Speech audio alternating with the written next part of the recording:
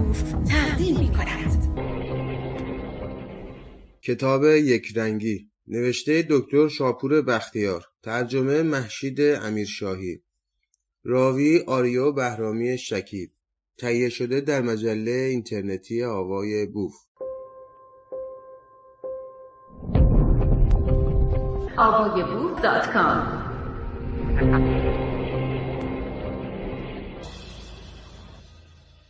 فهرست. پیشگفتاری برای چاپ چهارم درباره ترجمه فارسی کتاب کلیشه دستخط دکتر شاپور بختیار، پیشگفتار سرآغاز. بخش اول، پیوند با ریشه ها. من در کوهستانی سرسخت به دنیا آمدم. دانشجوی ایرانی داوطلب جنگ در ارتش فرانسه، درس مقاومت، فنجانی قهوه با پلوالری. از تهران هیتلر چندان هم وحشتناک نمی نمود. مصدق یا درس دموکراسی. روزی که مصدق نفت را به ایران بازگرداند، شبی که پادشاه تانکهایش را علیه نخست وزیر به کار انداخت. بخش دوم، پایمردی در عقاید. کشیدن مزه زندانهای شاه، ساواک فراتر از دولت، تردستی شاه، جاذبه حزب واحد، نخست وزیر بله قربانگو، آمد و شد کابینه ها، دگردیسی حیرت انگیز یکی از درباریان، اپوزیسیون با عمامه میلاسید. بخش سوم، اخلاص در مأموریت. عجله کنید برای من دولت تشکیل دهید. دولت به عنوان آخرین تیر ترکش. انقلاب الزاماً ضامن سعادت یک ملت نیست. ای کاش خمینی در ماه میماند. وداع پادشاه. کارتر مردی با حسن نیت ولی بی اراده. شوروی شاه را ترجیح میداد. چرا گذاشتم خمینی به ایران بازگردد؟ شیادی آیت الله. با این شماره تلفن دیگر نمی توانید با ارتش تماس بگیرید. بخش چهارم، پیوند با سرنوشت ایران. لطفاً بلیطی به مقصد پاریس. گناه نابخشودنی بنی صدر. پشت سر مجاهدین همیشه شوروی ایستاده است. جنگی برای مصرف داخلی. تشیعی که مطرح است. لبخند سادات. صدای فرو ریختن این بنای سوس بنیاد به گوش میرسد. کار برای همه همراه با ضمیری آگاه. ایران در میان ملل دیگر. بازگشت به اصالت. پیشگفتاری برای چاپ چهارم. ترجمه یکرنگی را من در سال 1982 با شتاب فراوان و در شرایطی نامساعد به انجام رساندم. شتاب داشتم چون قرار بر این بود که متن فارسی همزمان با متن فرانسه و حتما پیش از برگردان عربی و انگلیسی آن منتشر شود. شرایط نامساعد بود چون در آن زمان وسایلی از نوع رایانه و نرم افزار در کار نبود. هیچ امکانات چاپ متعارف هم در غربت و هم در بدری وجود نداشت. ماشین تحریری داشتیم و خانم ماشین نویسی که تا من صفحه به صفحه ترجمه را از آغاز تا پایان دیکته کنم، رس هر دویمان کشیده میشد. از بخت خوش هم ماشین تحریر برای آن زمان بهترین بود و هم خانم ماشین نویس در نظم و پشتکار نمونه. داخل پرانتز نوشته اسم او را اگر نمی آورم از این روز که چنین اجازه‌ای در گذشته از او کسب نکردم و امروز هم از منزل و مأوایش بیخبرم. یکرنگی در زمان کوتاه 3 چاپ پیاپی شد. زمانی نه چندان کوتاه که حتی فرصت نداد اشتباهات تایپی متن را تصحیح کنم و این فرصت پیش نیامد تا دوست عزیز طاهر جانبرسنگ که با به راه انداختن تارنمای من برای خود دردسر خریده است ابراز تمایل کرد فصلی چند از این کتاب را بر سایت بیاورم. طبعا این کار تجدید نظر در ترجمه را ایجاب میکرد. بنابراین به اصرار و تشویق او کل متن را بازبینی کردم، این بار با دقت و فراغ بال. حروفچینی کامپیوتری هم به همت طاهر و دوست نازنین دیگر حسن بهگر آماده شد. علاوه بر این یاری، فکر تجدید چاپ یک رنگی هم از آقای بهگر بود که میگفت نوشته دولتمردی که در طول حیات سیاسیش همواره مدافع قانون اساسی مشروطه بوده و نجات ملک را در احیای این قانون میدیده، به جا و حتی لازم است که به مناسبت 100مین سالگرد مشروطیت در دسترس هموطنان قرار بگیره. کتاب مدتی بود که نایاب بود. وقتی این پیشنهاد را با بهمن امینی مؤسس انتشارات خاوران در میان گذاشتم، به گرمی از آن استقبال کرد. با همدلی و همراهی این سه بود که کار به سامان رسید. اصل کتاب مفدلیته در واقع خطاب به فرانسویان نوشته شد. به هدف از آن شناساندن هرچه بهتر خود بختیار و مشی سیاسیش به مردم کشوری بود که این همه به آنها دلبستگی داشت و دوران جوانی و سالیان آخر عمر را در آن گذراند. لحن گفتار شاپور بختیار از لابلای سطور آن بلند است. من به ویژه این بار که او دیگر در میان ما نیست، به هنگام بازخوانی متن فرانسه و مقابله‌اش با ترجمه فارسی صدای او را در گوش داشتم. تسلط او به این زبان دوم که از ورای طنز برایش هویداست، از تسلط او به فارسی کم ندارد. از این رو در برگرداندن هم کوشیدم تا جای ممکن کلمات و اصطلاحات خاص وی را حفظ کنم تا یادآور آهنگ کلام او در زبان مادریش باشم. 24 سال از نوشتن این اثر می‌گذرد و 15 سال از کشته شدن آن رادمرد. سخنان سنجیده او در ارائه ارزش‌های دموکراسی لاییک در کشاکش انقلاب گوش شنوایی نیافت. حتی با انتشار این کتاب هم که چند سالی پس از فاجعه انقلاب واقع شد، خریدارانی که میبایست پیدا کند پیدا نکرد، چون هنوز لرزی از تب انقلاب بر جای بود. امروز است که حرفهای او درباره مردم سالاری و جدایی دین از دولت سکه رایج شده است و ورد زبان همگان، چه در بیرون و چه در درون مرزهای ایران. همان گونه که نام مصدق اعتباری روزافزون دارد، نام بختیار نیز که با سربلندی و فداکاری راه وی را ادامه داد، روز به روز ارزشی والاتر می‌یابد. بسیاری از آنان که در زمان نخست وزیری با کوردلی او را آماج تهمت کردند، امروز به درستی راه او اقرار دارند. بنا به سنت ناخجسته ما، قدر این بزرگ مرد پس از درگذشتش شناخته شد. حرف حق بسا اوقات به جای آن که ارج گوینده را بالا ببرد، شعله کینه را در دل شنوندگان می افروزد و گاه فقط مرگ. صحبت از قدرشناسی شد.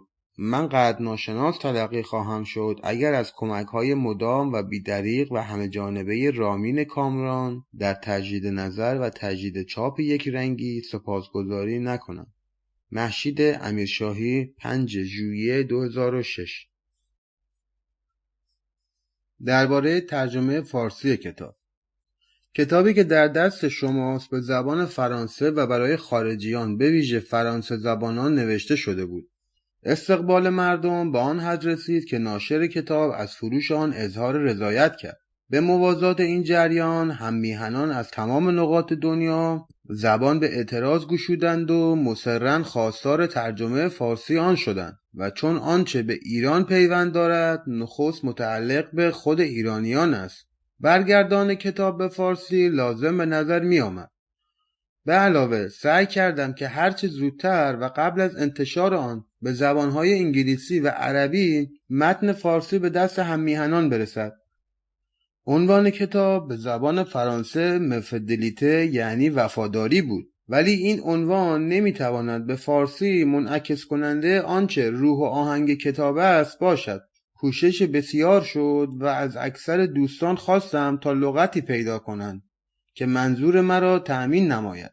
واژه یک رنگی با در نظر گرفتن محتوای کتاب بیش از سایر پیشنهادات مقرون به درستی بود و بالاخره همین لغت به دودلی‌ها پایان داد. ترجمه کتاب مدیون همت خانم مهشید امیرشاهی است، ولی این اولین دین من نسبت به ایشان نیست. در زمانی که جنون دست جمعی میلیون‌ها ایرانی را از بغض فساد رژیم سابق فرا گرفته بود، او بود و فقط او که در آن بحبوحه در میان اهل قلم که خود را روشنفکر و تیزبین می‌دانند جرأت کرد و نوشت چرا کسی از بختیار دفاع نمی‌کند.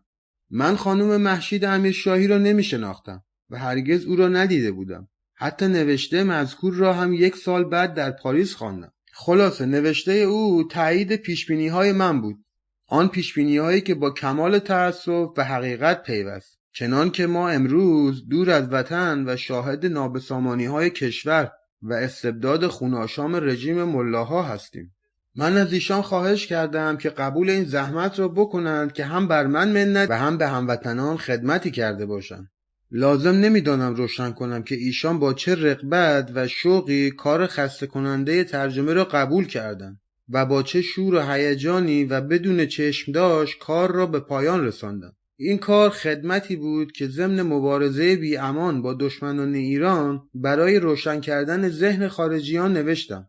در میان نامه‌هایی که از آنها دریافت کردم فقط به ذکر این چند جمله اکتفا می‌کنم: من در کمتر کتابی این همه صداقت و حقیقت را متراکم دیدم.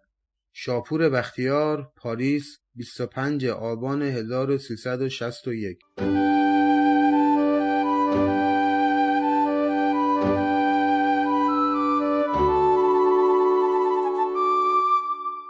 پیشگفتار. برای انتخاب عنوان این کتاب مدت‌ها دچار تردید بودم. این نه زندگی نامه من است و نه خاطراتم. من فرزند قرنی هستم که حوادثی باور نکردنی به خود دیده است و الزاماً ضربه تضادم این تغییر و تبدیل‌های غیر قابل پیشبینی درون خود را که غالباً دردناک بوده است متحمل شدم. دیدم که جوامع، کشورها، اعتقادات برپا شدند و دگرگون گردیدند و سپس از میان رفتند. من اگر علیه شرایط محیط به مبارزه برنمیخواستم نمیتوانستم خودم بمانم. خویشتن‌داری در مقابل وسوسه ها و یا مقاومت در مقابل برگزیدن راههای سهل مرا چنین که هستم ساخته است. هر گام نوین مستلزم حفظ پیوند با گذشته است و قدرت حفظ این یگانگی بیشک فضیلتی است، زیرا اگر حوادث زندگی را به طور مجرد بنگریم می‌بینیم فقط یک رنگی است که به ما امکان می‌دهد خود را در تمام دقایق باز یابیم و باز شناسیم. من افسوس در خزان عمر فردی هستم سختگیر و دلبسته به مسائل سیاسی و از بد حادثه در اجتماعی زندگی کردم که سیاستش در انحصار کسانی بوده است که غالباً از آن چیزی درک نمی کردند. برداشت من از انسان و سرنوشت او به خدمت خود بشریت است، یعنی من به انسان معتقدم. مبارزه من برای ایجاد امکان توسعه و شکوفایی انسان از همین برداشت نشأت می‌گیرد. رهبران کشور ایران این اندیشه ساده را مردود می‌دانستند. تحقیق تاریخی و اجتماعی از 4 سال گذشته کشورم نیاز به فراغت و مخصوصاً آرامش خاطری دارد که من این روزها از هر دو بی‌نصیبم. از این رو در اینجا فقط به گذاشتن نشانه ها و علائم اکتفا کردم و انجام آن کار وقتگیر را به روزهای روشنتری واگذاشتم. این کتاب بیش از 2 سال ذهن مرا به خود مشغول داشته است. با نوشتن آن تصور می کنم به فرانسه زبانان یا لااقل آن دسته از فرانسویان که تعصبی خاص ندارند و فقط میکوشند از حوادثی که امروز در سرزمین ایران میگذرد با خبر شوند اطلاعاتی داده باشم. اگر مقالات ساده لوحانه و در نتیجه مغلوط روزنامه نگاران و مبلغان را ندیده بودم از نوشتن این اثر خودداری می‌کردم.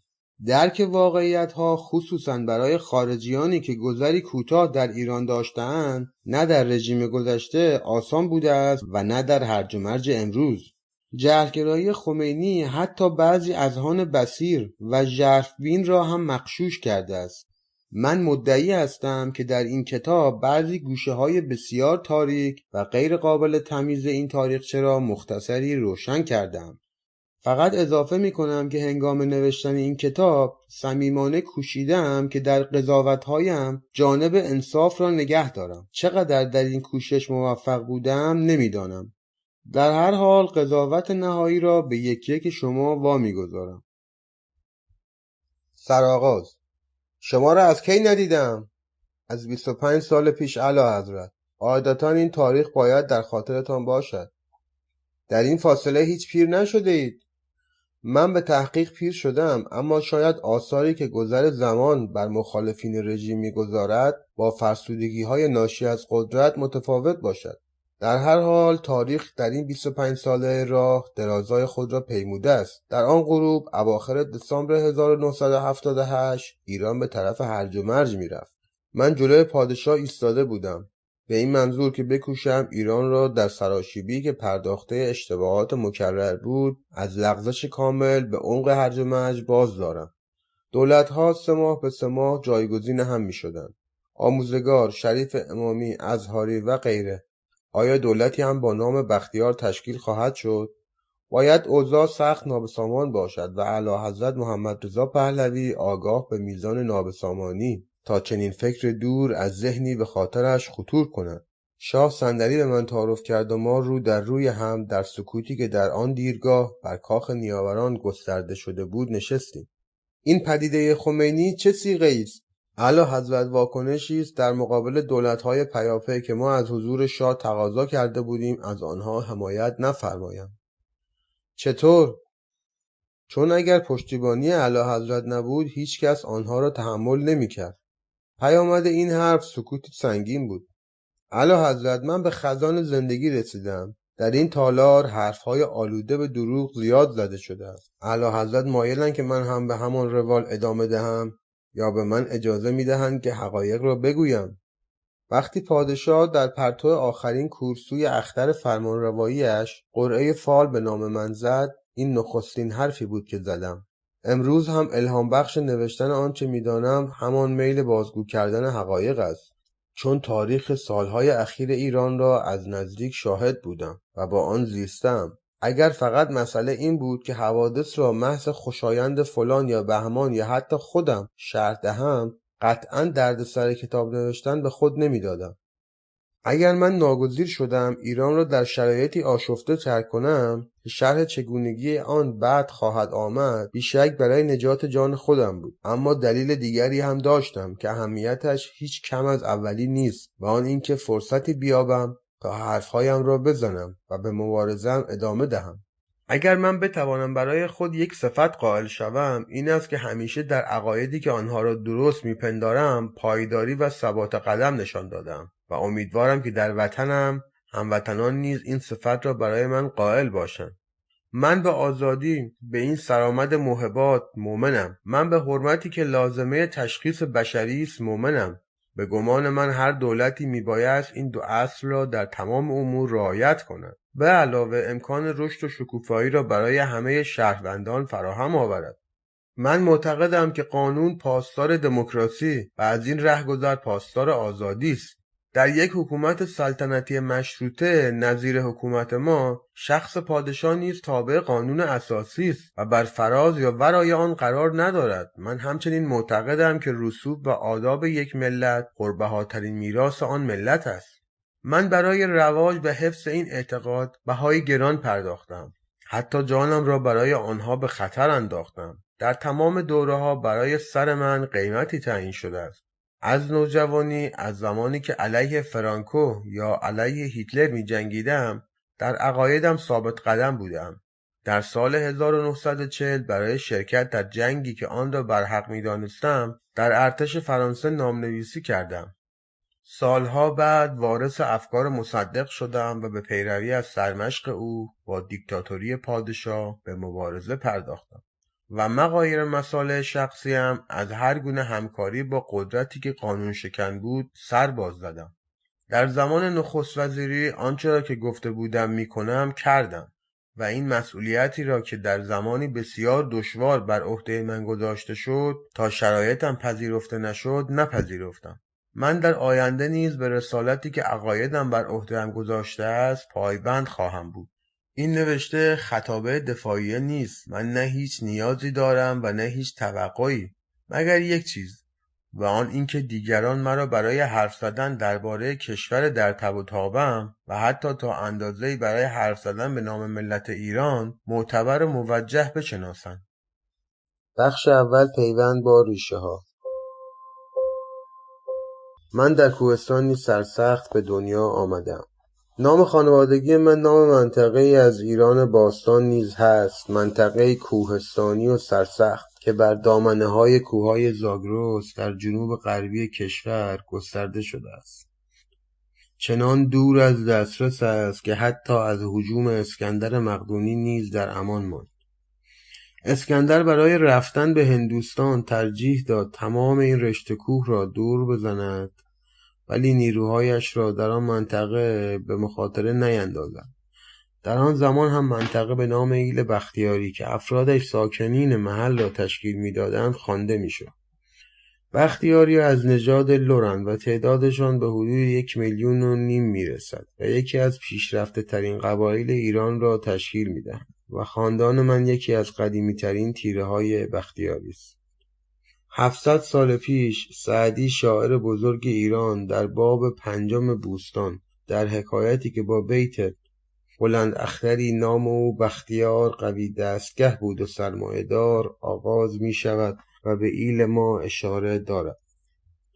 من در آنجا میان 2 کوه کلار و سبز کوه که هر کدام بیش از 4000 متر ارتفاع دارد در دامان طبیعتی که بر آدمی چیره است زیر برف و باران و باد به دنیا آمدم. آب و هوای آنجا آب و هوای صحرایی است. در آنجا آدمی سینه به سینه آسمان است و هنگام شب سنگینی ستاره ها رو بر پلک چشمان خود احساس می‌کند. ما از 4 قرن پیش عنوان افتخاری حکمرانی استان را داریم. نیاکان من همراه نادرشاه که در سنه 1736 میلادی یعنی پس از شکست دادن ترکان در همدان و بیرون راندن سلسله افغانیان بر تخت سلطنت نشست جنگیدند. ولتر از نادرشاه با لحنی درشت و ناملایم سخن گفته است و باید تصدیق کرد که این پادشاه در اواخر سلطنتش با خودکامگی و خشونت حکم روایی کرد. کلمه بختیار نشان از بلندای ستاره بخت دارد و یاری و اقبال. اجداد من با پیروزی‌های مکرر در افغانستان و هندوستان با مسمی بودن این نام را به محک تجربه زدند. در هر دو این کشورها هنوز عده‌ای با نام بختیار زندگی می‌کنند. همه خیشان بسیار دور مانند که در ممالکی که بر آنها فاتح شدند و خانه گزیدند. به عنوان مثال و محض نمونه من و وکیل مدافع زبردست علی بوتو رئیس جمهور سابق پاکستان هر دو از یک ریشه ایم. اصل و نسب من بدون هیچ تردید ایلیاتی و فئودالی است. سرزمین ما تا همین اواخر از سلطه دولت مرکزی نیز به دور بود و خانواده ما تا زمان تدوین قانون اساسی 1906 بدون وقفه در سطح محلی صاحب نفوذ و قدرت بود و از مشروطیت به بعد در سطح مملکتی به قدرت و نفوذ رسید. در زمان پادشاهی سلسله قاجار از 1794 تا 1925 رسوم فئودالی با قاطعیت رعایت و اجرا می‌شد. جد بزرگ من در صدد توسعه قلمرو ایلیش برآمد که در زمان او نسبت به گذشته محدودتر شده بود. وی از 2 سو به این کار پرداخت. یکی از طرف شمال شرقی به سمت شهر اصفهان و دیگری از جنوب غربی در جهت اهواز. او در عین توسعه میراث گذشته در فکر گشودن راه آینده نیز بود به سوی دنیای خارج. برای آن عصر فکری بکر در سر داشت و آن برقراری تماس با اروپاییانی که به ایران می آمدند. این موضوع مصادف است با زمان سفارت کنت گوبینو از طرف کشور فرانسه در تهران. گوبینو نویسنده مشهور رساله‌ای درباره نابرابری نژادهای بشری طی این مأموریت در حقیقت به قلب موضوع رساله‌اش پا گذاشته بود، زیرا ایران یعنی سرزمین آریاییان. ایران در آغاز قرن تحت فشار 2 نیرو بود. روس‌ها در شمال که می‌کوشیدند به توسعه طلبی پتر کبیر به منظور رسیدن به آبهای گرم صورت عمل ببخشند. داخل پرانتز نوشته چنان که ملاحظه می‌کنید این مسئله تازه نیست بلکه سابقه طولانی تاریخی دارد. و انگلیسی‌ها در جنوب که می‌خواستند با تمام قوا نفوذ خود را بر شاهراه شبه قاره هندوستان حفظ کنند و به این نیت حلف دست یافتن به نفت و دیگر ثروت‌های ایران هم افزوده شد. و روز به روز شدت گرفت.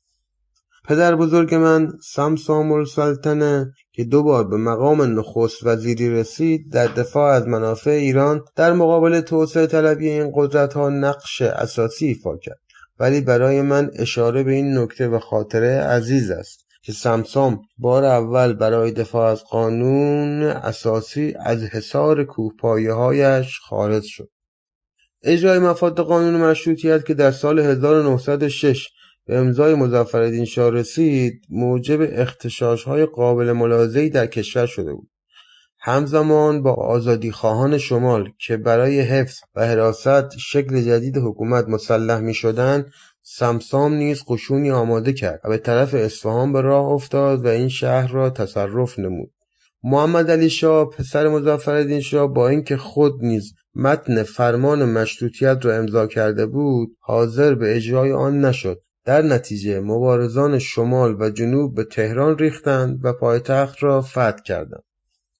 دولت موقتی که پس از خلع محمد علی شاه تشکیل شد، توسط 2 نفر اداره میشد. یکی از آن 2 سردار اسعد بختیاری، عموی مادر من بود.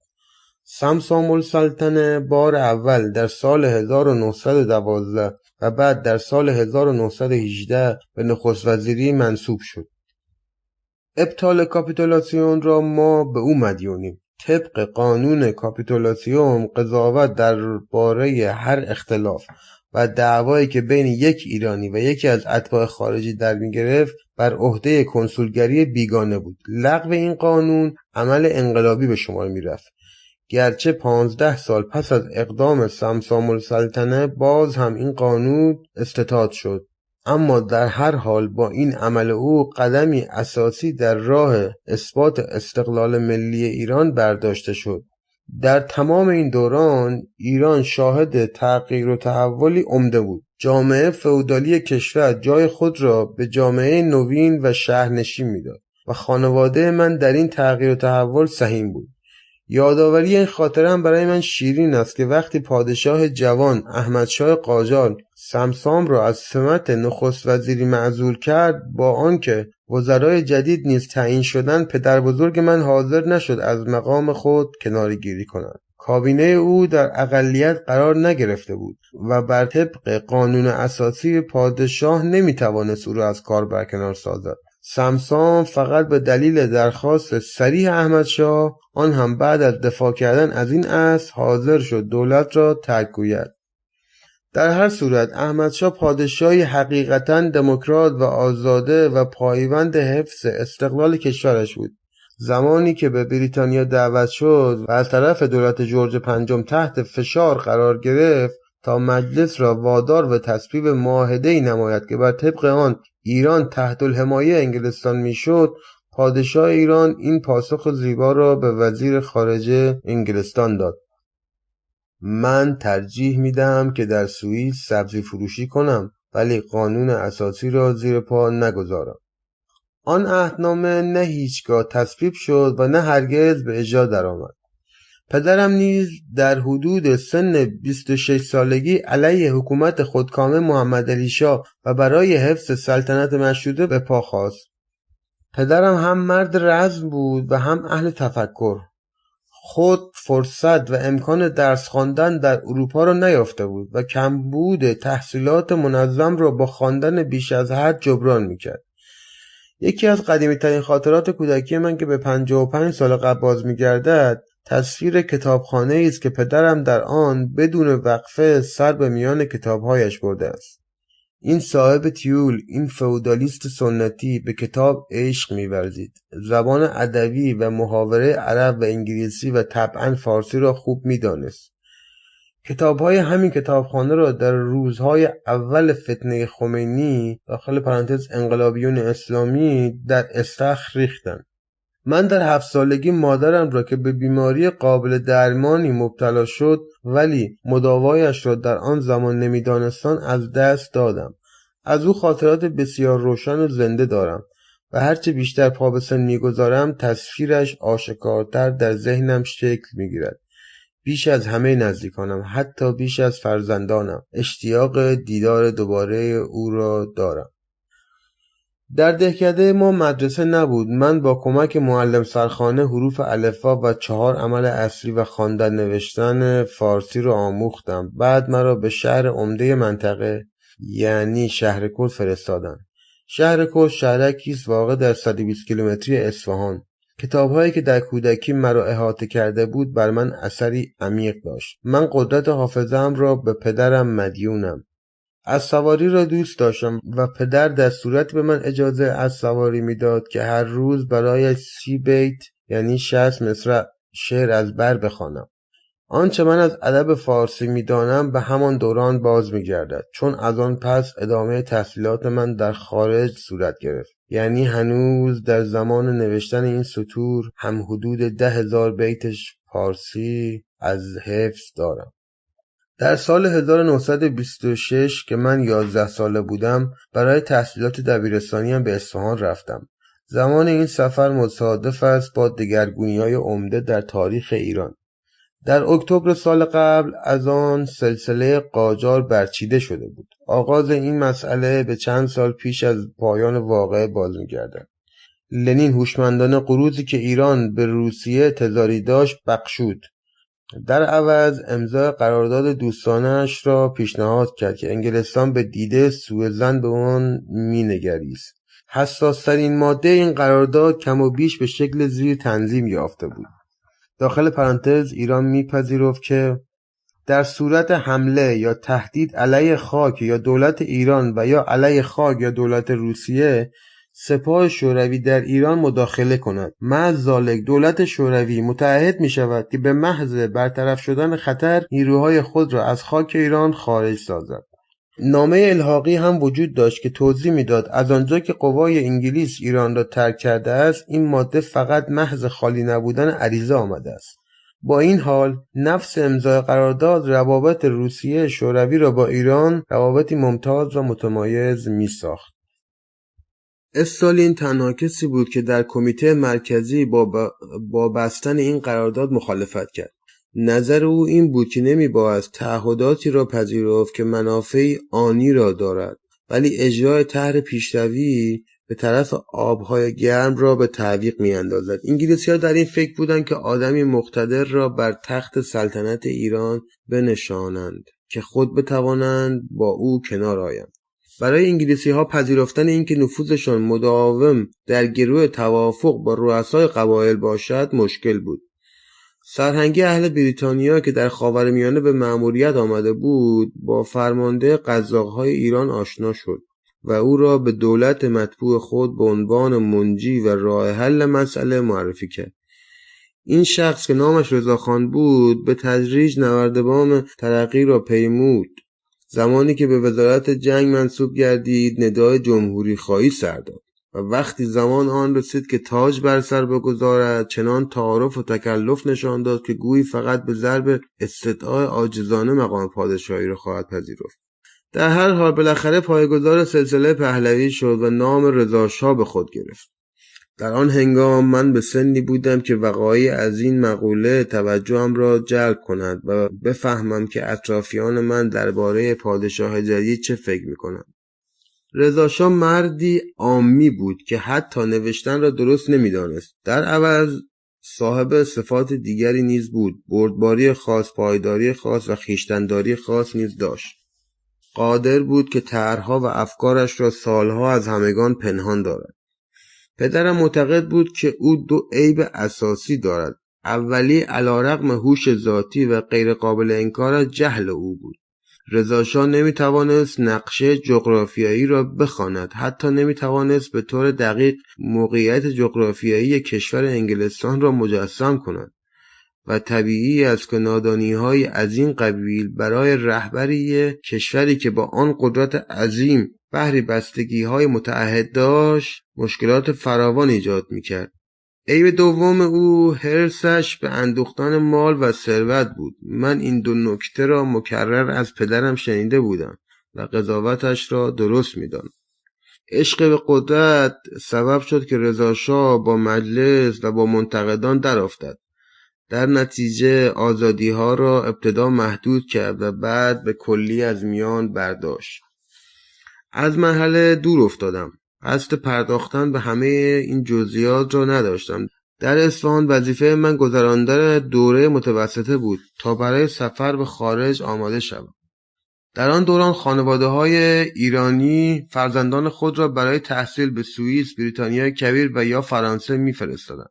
هنوز صحبت از امریکا در میان نبود. من در ابتدا به بیروت و به مدرسه فرانسوی آنجا که تحت نظارت گروهی لایک اداره میشد رفتم. ناگزیر بودم که در آن واحد هم خود را برای گذراندن امتحانات مدرسه آماده کنم و هم عربی بیاموزم. فرصت کافی نبود که بتوانم آن زبان را چنان که باید و شاید فرا گیرم. تا حدی عربی را حرف میزنم و قرآن را میشناسم و نه بیش. در مدرسه به عنوان زبان دوم آلمانی را انتخاب کردم که در برنامه درسی به زبان فرانسه نیز افزوده شد. تحصیلات متوسطه را با دیپلم ریاضی به پایان رساندم. احساس غرور می‌کردم زیرا برای یک نفر خارجی موفقیت در این امتحانات نوعی پیروزی به شمار می‌آمد. با اینکه در بیروت بسیار کم از مدرسه خارج می‌شدم و انضباطی آهنین برای کار داشتم، لبنان آن سالهای خوش را هم می‌شناختم. آن مملکت زیبا و آرام که در آن همزیستی میان فرقه‌های مختلف مذاهب ممکن بود. حوادث این سالهای اخیر دل من را از غم می‌فشرد. تصاویر بیروت ویران شده و جنگ‌های خیابانی در ذهنم بهشت گمشده‌ای را مجسم می‌سازد. به خاطر دارم که در آنجا توانستم در یک روز واحد هم اسکی بکنم و هم شنا، که کاری که به برکت نزدیکی کوه و ساحل در آن ملک به سهولت میسر می‌شود. من طول آن کوه‌ها را از مرز ترکیه تا سرحد فلسطین پای پیاده پیمودم. آن 4 سال کار شدید و توأم با رویا در خاطر جوانی من نقش بسته است. بخش اول، پیوند با ریشه‌ها، قسمت دوم. دانشجو ایرانی داوطلب جنگ در ارتش فرانسه.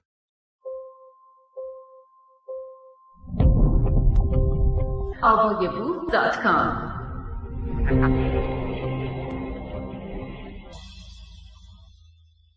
تنها آرزوی من ورود به یکی از مدارس عالی فرانسه بود. لبنان که سرشار از فرهنگ فرانسوی بود، برای من حکم اتاق انتظار یکی از این مدارس را داشت.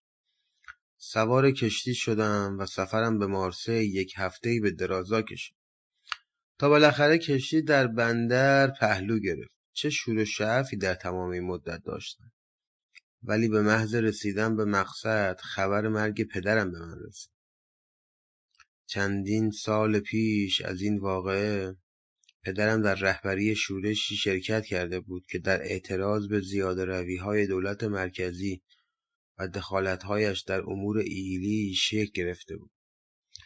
شورش با اعلان عفو عمومی ختم شد و پدرم و عده‌ای از همراهانش در تهران تحت نظر قرار گرفتند. ولی بعد از 4 سال ناگهان رضاشاه دستور تیرباران همگی آنها را صادر کرد. ناگزیر ادامه تحصیلاتم را به بعد موکول کردم و بیدرنگ به ایران بازگشتم. در ابتدای سفر و برای رسیدن به مرز لهستان 2 روز در قطار در راه بودم و بعد برای عبور از خاک اتحاد جماهیر شوروی سفری طولانی و 5 روزه را طی کردم تا وارد باکو واقع در کرانه دریای خزر شدم. حوادث راه غم و درد و نگرانی‌هایم را تخفیف می‌داد.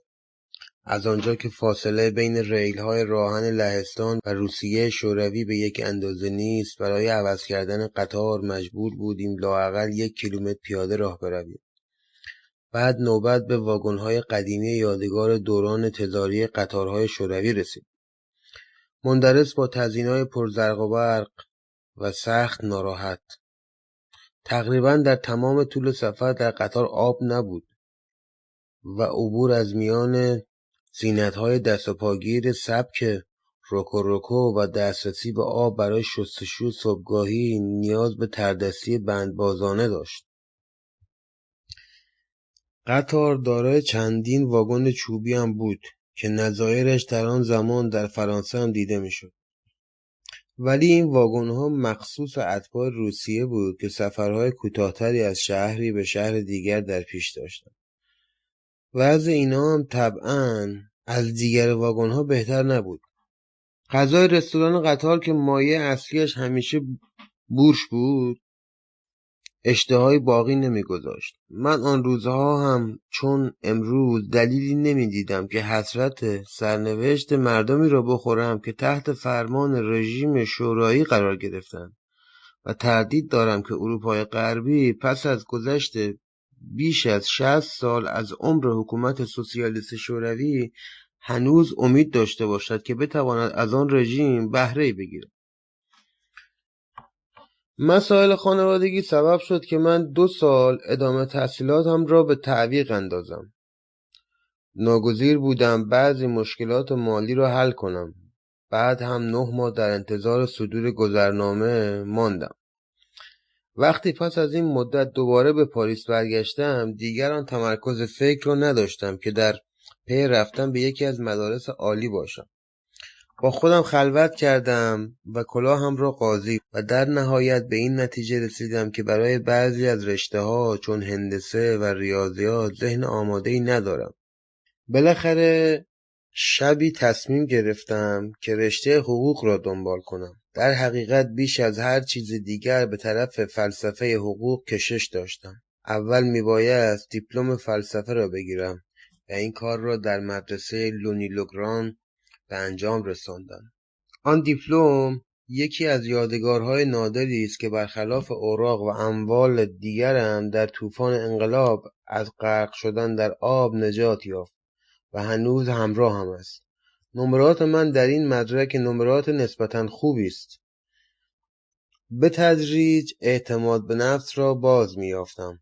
در آن واحد در دانشگاه حقوق در رشته فلسفه دانشگاه سوربن نام‌نویسی کردم. در کوچه آسومپیسیون در محله پاسی منزل داشتم. تمام 11 سال اقامتم در پاریس در همان کوی و به همان برزن گذشت. امتحانات جامعه شناسی و اخلاق، فلسفه عمومی و منطق و بعد تاریخ و فلسفه علوم را در سوربن گذراندم. بر مدرک 4م امتحان زبان آلمانی هم اضافه شد. سال دوم در رشته علوم سیاسی هم نام‌نویسی کردم. درس‌ها در این دانشکده با مقایسه با سال گذشته به نظرم سهل و ساده می آمد. به علاوه فضای آنجا سبکتر بود. در اینجا به عادت طبقه متوسط پیراهن معروف آکسفوردی می پوشیدیم، در صورتی که در سوربن قاعده بر پیراهن سفید و کراوات قرمز بود. باید بگویم که تمام استادان دانشگاهی من اخلاص و شرف فکری را به نهایت داشتند. از اولیویه مارتین سلطنت طلب تا آلبوواکس جامعه شناس سوسیالیست اهل آلزاس که بالاخره به دست آلمان‌های نازی تیرباران شد. در آن زمان ما از فضای تجمع مدام سال 1968 شهرک نانتر بسیار به دور بودیم. پانویس در رابطه با این شهرک نانتر اشاره به شورش دانشجویان در ماه می 1968 داره. ادامه متن. یک استاد کمونیست هرگز در کلاس درس به مدح موریس تورز نمی پرداخت و اولیویه مارتن ثنای فتحنامه پادشاهان فرانسه را نمی سرود.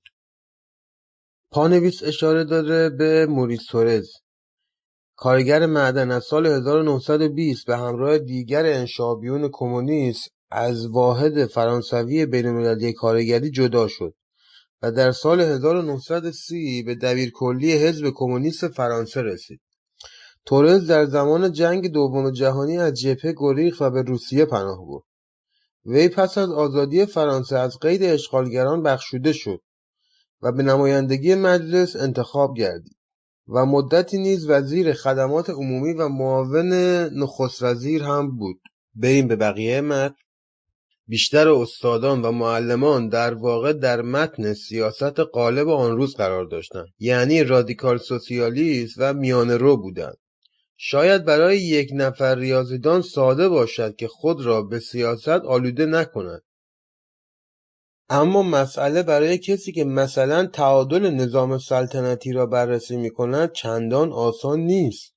با این حال من سر کلاس و در ساعات درس هرگز شاهد مجادله و مشاجره نبودم. در راهروهای دانشگاه طبعا وضع جز این بود. در آنجا دانشجویان گاه در نقش سرسپردگان شاه و گاه در لباس انقلابیون طرفدار کمون به جان هم می افتادن. من به اصطلاح با یک دست 3 هندوانه برداشته بودم. 3 سال دوره تحصیلات عالیه را با 3 مدرک به اتمام رساندم، یعنی با دیپلم علوم سیاسی و لیسانس های فلسفه و حقوق. سال 1939 بود و چه تابستان قشنگی در پی داشت. اما بعد جنگ آغاز شد. هیتلر را می شناختم. در طی سالهای تحصیل تابستانها را برای تمرین زبان در آلمان می گذراندم. در سال 1938 به لطف دوستی که پدرش مدیر داخلی فولکیشر بوباختر بود در گردهمایی نورنبرگ شرکت جستم. از آن نوع مجالس شکوهمندی که فوت و فنش را فقط نازیها بلد بوده. در رابطه با فولکیشر بوباختر یکی از روزنامه‌های حزب نازی بوده. برگردیم به متن. من در سیمتری هیتلر بودم. از نظر من ظاهر و قیافه‌اش مطلقاً گیرا نبود. در برابر چشمان من چهره‌ای غیر انسانی قرار داشت که به شدت مرا می‌رماند. با این حال اعتقاد دارم که او برخلاف موسولینی به آنچه میگفت اعتقاد داشت و مثل دوچه نقش بازی نمی‌کرد. پانویس در رابطه با دوچه نوشته که به معنی راهنماست و ایتالیایی‌ها به موسولینی لقب دوچه داده بود. برمیگردیم به متن مجدد. وقتی در یکی از سخنرانی‌های پرهیاهویش نعره می‌کشید خون آلمانی بر زمین ریخته است، صورتش چنان منقلب و آشفته میشد که من فقط میتوانم بر آن نام جنون صمیمانه را بگذارم. تا قبل از اشغال چکسلواکی میشد فکر کرد که بعضی از حرفهایش بر حق است، ولی از لحظه‌ای که تجاوز به حقوق دیگران آغاز شد دیگر چنین تصوری ممکن نبود. تا آنجا که من شاهد بودم مسئله رنانی فرانسویان را آشفته نکرد. پانویس اینجا در رابطه با مسئله رنانی توضیح داده که منطقه‌ای است در آلمان که در دو طرف رود رن قرار دارد و در تاریخ این کشور دارای اهمیت بسزایی است. این منطقه از قدیم مورد نزاع بین آلمان و فرانسه بوده است. فرانسویان پس از پایان جنگ جهانی اول سعی کردند به بهانه قرارداد ورسای و به تعویق افتادن پرداخت غرامات جنگی آلمان این منطقه را به خاک خود ملحق سازند، اما موفق نشدند و در سال 1925 این منطقه را طبق قرارداد لوکارنو تخلیه کرد. هیتلر در سال 1936 معاهده بین فرانسه و روسیه را دستاویز قرار داد و نیروهای آلمان را وارد این منطقه کرد و قراردادهای ورسای و لوکارنو را به این ترتیب زیر پا گذاشت. رنانی از قرن 19 به بعد ثروتمندترین ناحیه آلمان به شمار می رود. برمیگردیم به متن. تا آنجا که من شاهد بودم مسئله رنانی فرانسویان را آشفته نکرد و در مورد آنشلوس هم باید اقرار کرد که جوانان اتریشی با این فکر مخالفت نداشتند، اما همانطور که می‌دانیم هیتلر به این حد اکتفا نکرد. همچنین پانویس در رابطه با آنشلوس توضیح داده که آنشلوس به معنی اتحاد و همبستگی است. الحاق اتریش به آلمان در 15 مارس 1938 اعلام شد، اما انگلستان و فرانسه به دلایل اقتصادی از وحدت این دو کشور جلوگیری کردند. آلمان‌ها پس از قرار دادن 6 اینکوارت در رأس دولت اتریش را اشغال کردند و در رفراندومی که در 10 آپریل ترتیب داده شد مردم اتریش با اکثریت 99.73% موافقت خود را با الحاق به آلمان ابراز داشتند. باز برمیگردیم به متن مجدد. در آن طرف آلپ موسولینی در لباس بازیگری ماهر عرض اندام میکرد. بالکن کیرینال را به عنوان صحنه تئاتر به کار میگرفت. از چپ به راست و از راست به چپ میرفت. خودش را در سایه اتاق پنهان میکرد و باز نمایان میشد تا جمله‌ای زیبا و نمایشی نثار تماشاچیان کند. از نوع این جمله‌ای که در ذهن من مانده است: ما به دنیا یک شاخه زیتون هدیه می‌کنیم، اما دنیا بداند که این شاخه از جنگلی چیده شده است که در آن 8 میلیون سرنیزه رویده است. وقتی جنگ آغاز شد من در ژوان لپین بودم. در آن منطقه درخت زیتون بیشتر از تا سرنیزه. من هازا می توانم فکر آندره ژید را که حدود 1 سال قبل از این واقعه در دفتر خاطراتش ثبت شده است از آن روز خود بدانم. امروز از لحظه سر زدن آفتاب، از فکر ابر انبوه و سیاهی که به طرز وحشتناک بر اروپا بل بر سر تا سر جهان بال گسترده، نگرانی و اضطراب بر من چیره شده است. این خطر به گمان من چنان نزدیک است که برای ندیدن و خوشبین ماندن باید کور بود. مدتها بود که آینده دنیا فکر مرا به خود مشغول کرده بود. برای شرکت در جنگ جمهوریخواهان اسپانیا علیه فرانکو داوطلب شده بودم، نه آنقدر به دلیل همدلی و همفکری با دید جمهوریخواهان، داخل پرانتز نامشون جبهه خلقی بود، بلکه به این خاطر که در این ماجرا به وضوح قانون شکنی شده بود و من قانونگرا نمیتوانستم بپذیرم که آدمی چون فرانکو بگوید من به این دلیل که دلم میخواهد قوانین را زیر پا میگذارم و در نتیجه نه فقط ریاست کند بلکه خود را منشأ و سرچشمه حق و قانون هم بداند.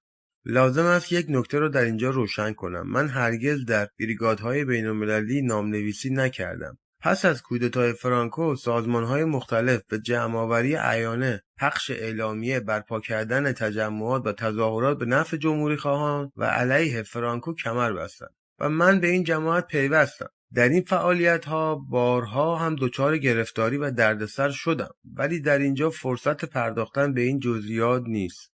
به این ترتیب ما درگیر انفجاری شدیم که در پایانش دنیا نمیتوانست چون گذشته باشد. من دانشجویی بودم در میان دیگر دانشجویان.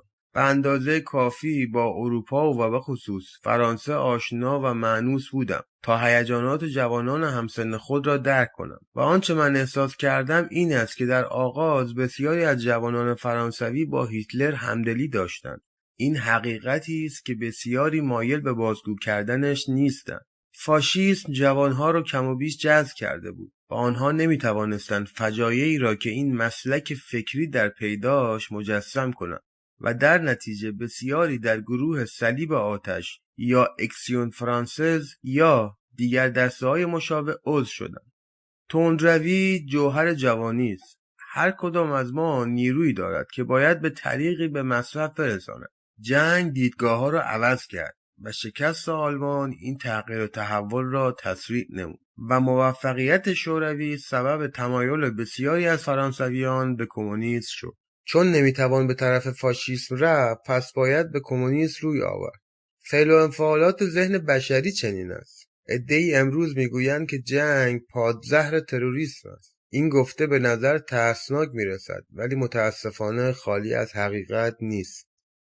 من از جمله کسانی بودم که در مجموع حد تعادل را حفظ می‌کردم ولی بیشک افراط زیاده‌روی‌های خاص خود را هم داشتم. من عقیده دارم و این نظر یک خارجی آشنا با فرانسه است که اگر برای فهم نحوه رفتار جوانان کوششی به عمل می‌آمد شاید میشد به نتیجه‌ای رسید. بعضی مسائل از آغاز غیر منطقی می‌نمود، مثلا معاهده ورسای که طبق آن آلمان نه فقط 88,000 کیلومتر مربع از خاک و 8 میلیون از جمعیت مستعمراتش را از دست میداد بلکه اختیار معادن سار را هم به فرانسه واگذار میکرد که موجبات اشغال رنانی را فراهم آورد. پانویس در رابطه با معادن سار توضیح داده. در روزنامه نورنبرگ بدون معاهده ورسای هیتلری وجود نمی داشت. همچنین در پانویس دیگه توضیح داده در رابطه با این مسئله از طرف آندره ژید که شما راه را برای هیتلر هموار میکنید. شما هیتلر را مورد نیاز، مردم را چشم انتظار هیتلر و او را غیر قابل اجتناب میسازید.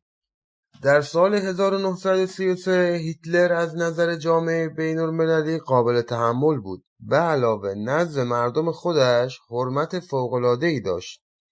تحت راهنمایی و شبانی او اقتصاددانانش موفق شدند بیکاری را ریشه‌کن کنند و مهندسینش توانستند برای نخستین بار شاهراههایی را بسازند که تازه امروز برای همه عادی شده است.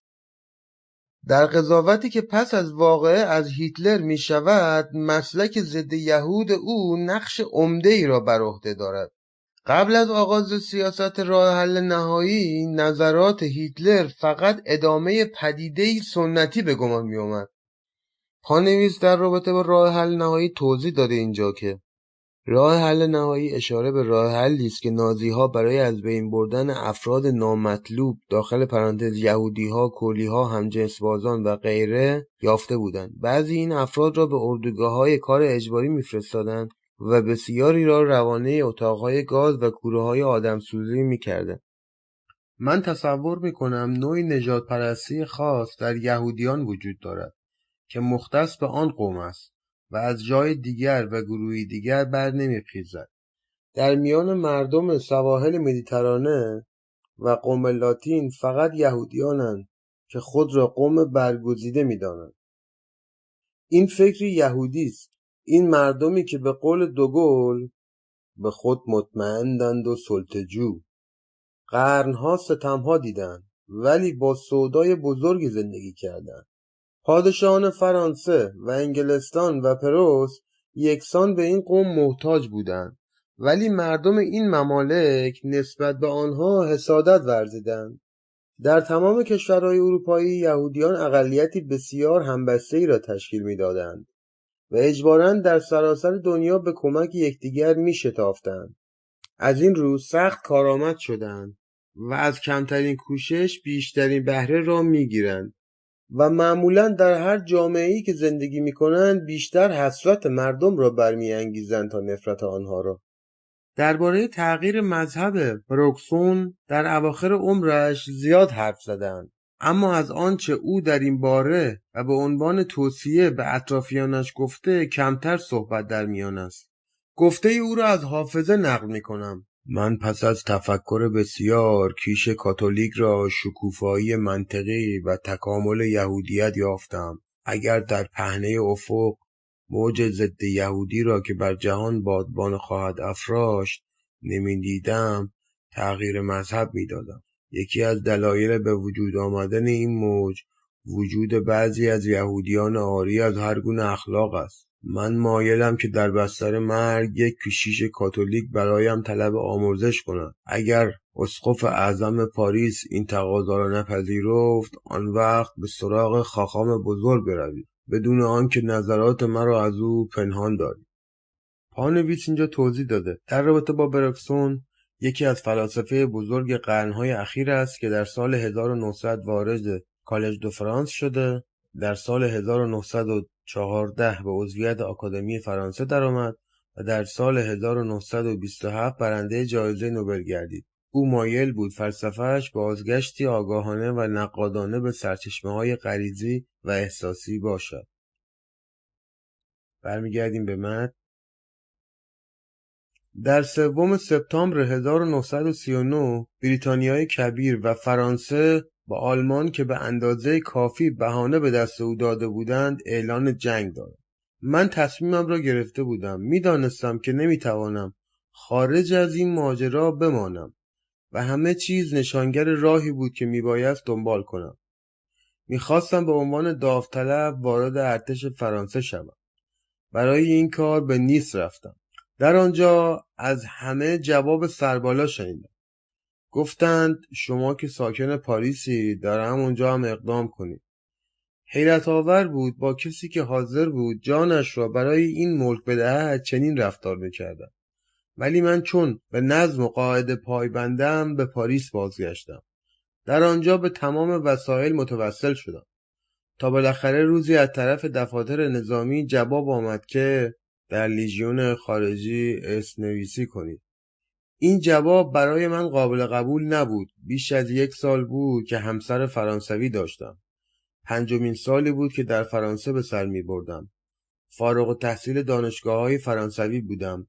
بنابراین به خودم حق می دادم دوشا دوش فرانسویان بجنگم. گرچه در نهایت امر مسئولین به استدلال من عنایت کردند، ولی ماها بلا تکلیف بودم تا بالاخره برای آزمایش طبی احضار شدم. در آن زمان 26 سال سن داشتم. ورزشکار هم بودم. پزشک مرا برای خدمت مناسب تشخیص داد. فاصله اعلان جنگ تا ماه می 1940 را در تاریخ جنگ قلابی خواندند. حقیقتاً هم جنگ قلابی بود. من ناگزیر شدم برای رفتن به اورلئان و پیوستن به هنگسیوم توپخانه تا ماه مارس صبر کنم. از آنجا که داوطلب بودم حق داشتم رسته‌ام را خود انتخاب کنم. خاطرم هست که در ابتدا به واحد توپخانه 98م و بعد به واحد توپخانه 99م منتقل شدم. برای تمرین به دهکده‌ای کوچک در نزدیکی آسیابی کهنه در روستایی دورافتاده رفتیم. تمرین‌ها به سبک همان زمان بود. بس پیاده راهمان می‌بردند تنها آرزویمان این بود که پوتین‌های سنگین را درآوریم و پای برهنه به راه ادامه دهیم. توپخانه ما ظاهراً مکانیزه بود. در زمان عقب نشینی به دستور سروان که او هم بیشک از دستور فرمانده هنگ اطاعت میکرد، ناگزیر شدیم 3 اتومبیل را که دیگر از حیز انتفاع افتاده بودند بسوزانیم. هر 3 مدل‌های سال 1915 و مربوط به جنگ وردون بودند.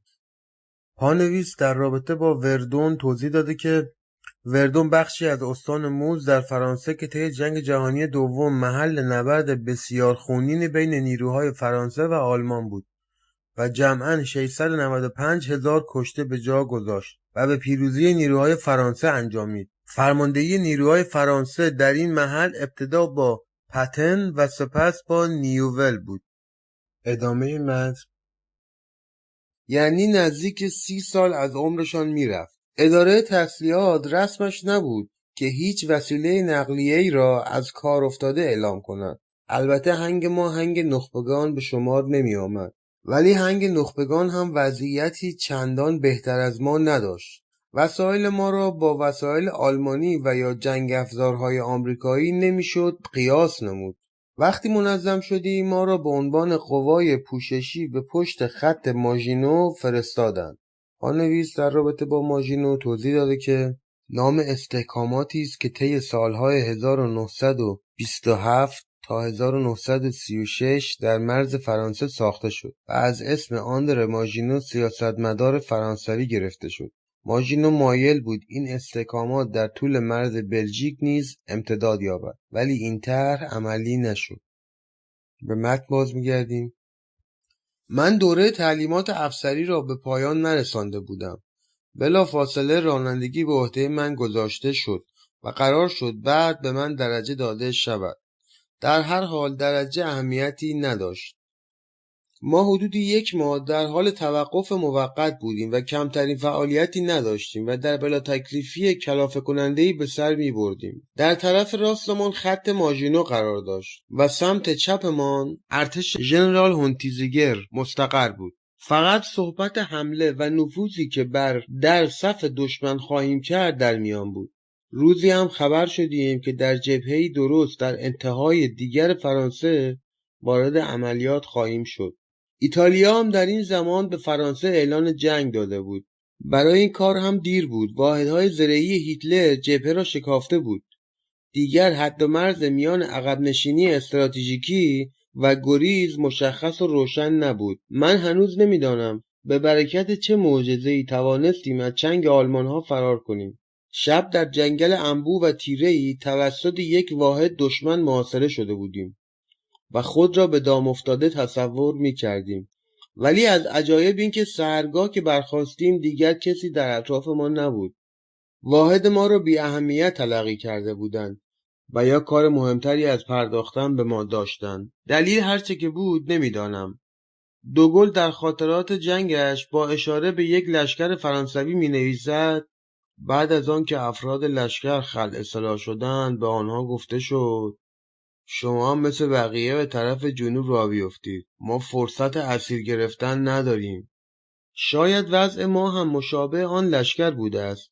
منتها با این تفاوت که حوصله قوای دشمن در مورد ما حتی تنگتر هم بوده است، چون فرصت گفت و شنود هم پیش نیامد. به کلرمون-فرانک که رسیدیم راه را به سمت غرب کج کردیم.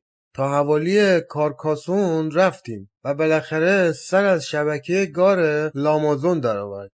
یکی از خطوط آهنی که از این گار منشعب میشد ما را در تریسوربائیز در منطقه پیرنه پیاده کرد. از این دورتر نمیشد رفت. آن طرف اسپانیا بود.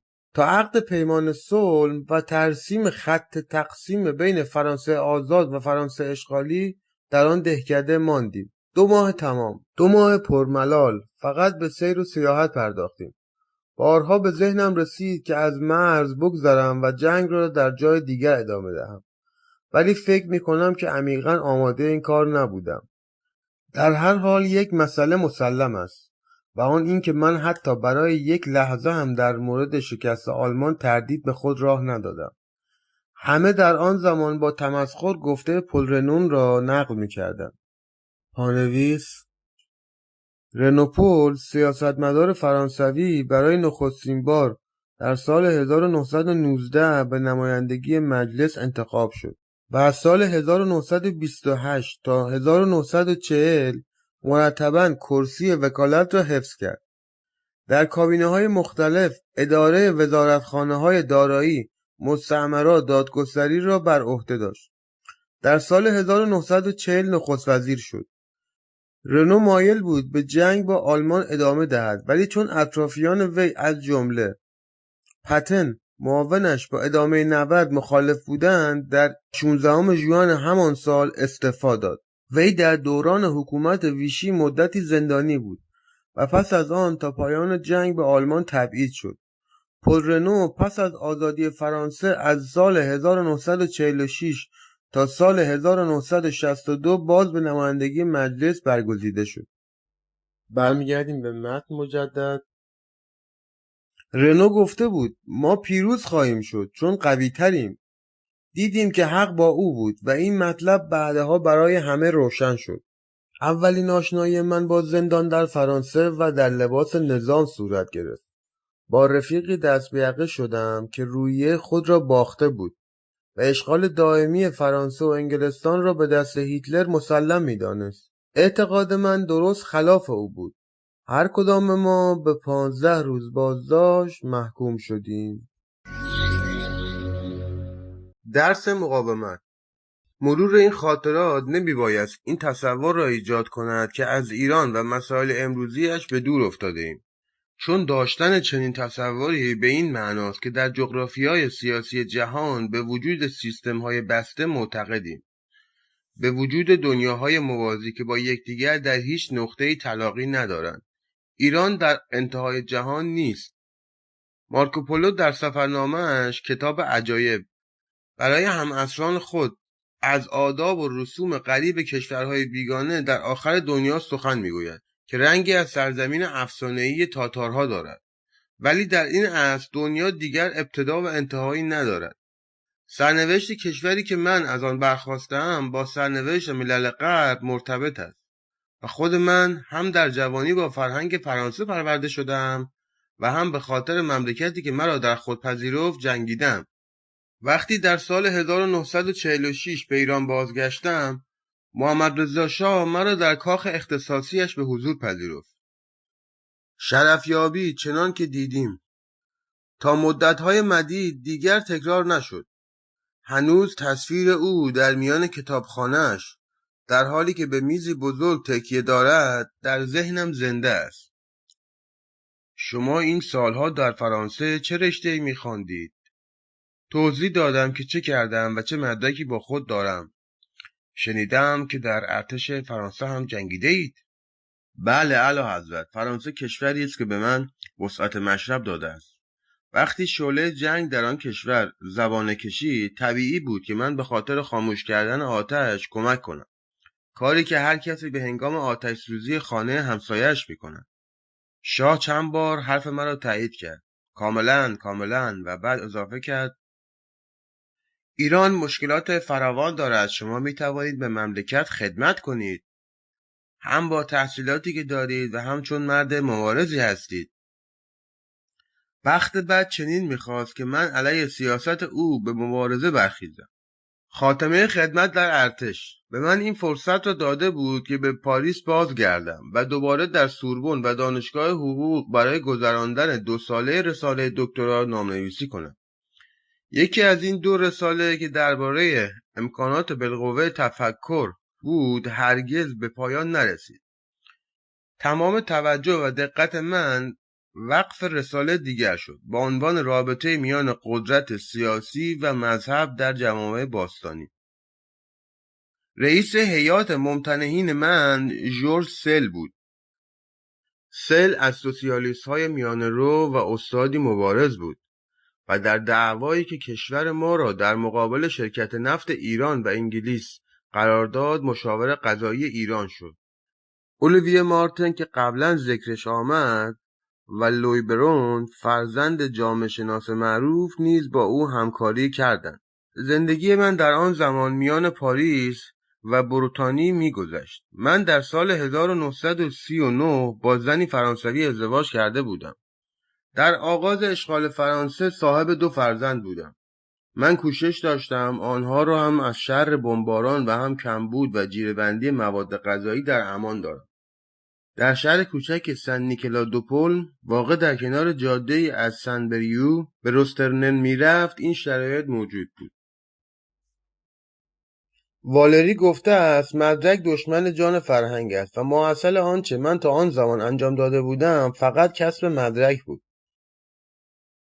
پانویس اینجا در مورد والری توضیح دادی که والری نویسنده و شاعر فرانسوی از سال 1937 کنفرانس‌هایی درباره ادب و هنر در کلژ دو فرانس اجرا میکرد. برمیگردیم به متن. من هم چون بسیاری دیگر و برای رسیدن به هدفی مشابه برنامه مشخصی را دنبال و خود را در انضباطی سخت محدود کرده بودم. آگاهی‌های شخصی با آماده کردن رساله دکترا شروع شد. این دوره به من فرصت داد که آزموده شوم و آنچه درباره فلسفه و شعر و حتی حقوق می‌دانم اگر چیزی بدانم هم در همان سالها آموختم. غالباً به پاریس می‌رفتم تا به مطالعه آثار مختلف بپردازم. در این رفت و آمدها بود که فلیکس گایار یکی از رفقا و همدوره‌ای‌های علوم سیاسی و دانشگاه حقوق را دوباره دیدم. او اقتصاد خصوصی می‌خواند و من اقتصاد عمومی. فلیکس گایار مرا سخت تحت تاثیر قرار داده بود. در کلاس علوم سیاسی او با تمایز و روانی و سلامتش که در بیان مقصودش داشت بر همه سر بود. ما در ایراد آخرین خطابه سال تحصیلی اجازه داشتیم خواندن بعضی از متون را به دوستی محول کنیم و من برای این کار گایار را انتخاب کردم. پانویس در رابطه با گایار توضیح داده که سیاستمدار فرانسوی از اعضای فعال نهضت مقاومت ملی، وی در 27 سالگی به نمایندگی مجلس در جمهوری چهارم به وزارت و در سن 38 سالگی به مقام نخست‌وزیری رسید. گایار در 1970 با قایقی تفریحی به سفری رفت که هرگز دیگر از آن باز نگشت. برمیگردیم به متن. گایار قسمتی از نوشته آنتون ولفرانس را با روال و لحنی که شایسته بازیگران کمدی فرانسز بود قرائت کرد. از رسیدن او به مقام نخست‌وزیری در سن 37 سالگی هیچ تعجب نکردم و از مرگ پیشدستش در آغاز از 50 سالگی بسیار منقلب شدم. پانویس اینجا نوشته آنتون ولفرانس توضیح داده که فرانس نویسنده نامدار فرانسوی برنده جایزه نوبل در سال 1921. همچنین پانویس در رابطه با کمدی فرانسز توضیح داده که کمدی فرانسز نام تئاتر ملی فرانسه که در سال 1680 به همت لویی 14 بنیانگذاری شد. برمیگردیم به متن. در زمان دیدار دوباره ما گایار در نهضت مقاومت فعال بود و بر حسب اتفاق سن نیکلا دو پلم داشت و به مرکز مبارزه علیه اشغالگران تبدیل میشد. این مطلب هم پیوند جدیدی میان ما به وجود آورد. گایار از من خواست که برایش 1-2 آپارتمان خالی و مطمئن در پاریس پیدا کنم. من یک آپارتمان را که در جوابگوی خواست او بود بلافاصله پیشنهاد کردم. البته مقصود آپارتمان خودم واقع در خیابان آسومپسیون بود. او را به سرایدار خانه معرفی کردم و گفتم دوستی است که جایی برای زندگی ندارد و پدر و مادرش هم خارج از منطقه اشغالی زندگی می‌کنند و گاه چند روزی را در آپارتمان من خواهد گذراند. گایار بازرس عالی مالی شده بود. و کار اداریش به او اجازه میداد که تا مرز خط تقسیم دو منطقه هم آزادانه سفر کند. او سوال و تقاضای دومی هم از من داشت. میخواست بداند آیا حاضرم نقش رابط پاریس و شبکه مقاومت بروتانی را بر عهده گیرم. من از آن روز نامه‌رسان او شدم. من از او یا فونتن که مورد اعتماد او بود نامه‌ها و بسته‌ها را دریافت می‌کردم و به مقصد می‌بردم و روزی هم کاملا بر حسب تصادف کشف کردم که بازرس عالی مالی دیگری به نام شبان که بعضی اوقات دلماس هم صدایش می‌کردند به کارهای مشابه کار ما اشتغال دارد. یک روز صبح وقتی کرکره‌های پنجره را باز می‌کردم چشمم به کلاه‌های فلزی و لوله‌های مسلسل سربازان آلمانی افتاد که زیر نور خورشید صبحگاهی برق می‌زد. بیان که نشان دهم که چیزی دیدم به اتاق برگشتم و از زنم خواستم که تمام کاغذها را بسوزاند. از همه خانه‌ها بازرسی به عمل آمد و مردان از 15 تا 60 ساله همگی را به میدان عمومی شهر جلوی حوضچه و فواره‌ای که به نام نیکولاس قدیس برپا شده بود احضار کردند. همه بی‌بایست اوراق شناسایی‌مان را عرضه می‌کردیم و به بازپرسی جواب می‌گفتیم. حضور من طبعاً باعث تعجب بود. شما ایرانی هستید، اینجا چه می‌کنید؟ توضیح این مسئله در واقع آسان بود ولی نه برای این اشغالگران بدگمان. در یک دهکده بروتانی قاعدتاً کسی جز اهل محل نمی‌باید ساکن باشد. حضور یکی دو فرانسوی از استانهای دیگر در نهایت قابل توجیه است ولی یکی از اتباع ممالک محروسه. ناگزیرید این مسئله را به فرماندهی اطلاع دهید. در گروه ما کسی دیگری هم بود به نام آقای برتران که مدیر هتلی بود و من گاهی نامه‌هایی را از گایار می‌گرفتم و به او تحویل می‌دادم. اگر او را به حرف وامی داشتند تکلیف من هم روشن بود ولی نتوانستن از او حتی یک کلمه هم بیرون بکشن. برتران و پسر 17 سالش همراه 12 نفر دیگر بعد به تبعیدگاه فرستاده شدند و از آن پس هیچ کس آنها را دوباره ندید. ظاهراً جوان آمریکایی 20 ساله‌ای به نام دونالد که تبع فرانسه شده بود فعالیت‌های نهضت مقاومت را در سن نیکولادوپول به آلمان‌ها گزارش داده بود. فعالیت‌ها انواع و اقسام داشت. مثلا یک بار ناگزیر شدیم که یک چترباز آمریکایی را که موقع فرود آمدن به زنگ کلیسا آویزان مانده بود پنهان کنیم. بیم رسوایی میرفت چون چترباز از سیاه‌پوستان امریکا بود و او را نمیشد به راحتی همرنگ جماعت کرد. در این میان یکی از تماس‌های من به دست گشتاپو افتاد.